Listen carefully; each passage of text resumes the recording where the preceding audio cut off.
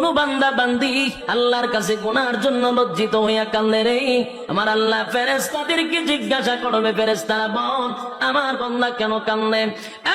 ফেরেশতারা বলবে মালিক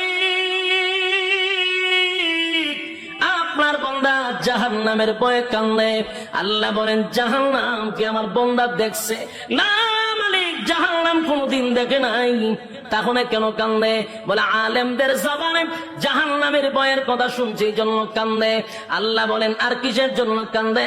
বলে মালিক রে আপনার বান্দা জান্নাতের আশায় কান্দে। আমার মালিক জিজ্ঞাসা করে ফেরেশতারা শুন আমার বান্দা কি জান্নাতের আরামায়েশ দেখছে? না মালিক দেখে নাই। তাহলে কেন কান্দে? বলে জান্নাতের আশায় কান্দে, জাহান্নামের ভয়ে কান্দে। আল্লাহ গুনার উপরে লজ্জিত হইয়া বান্দা কান্দে গো। আল্লাহ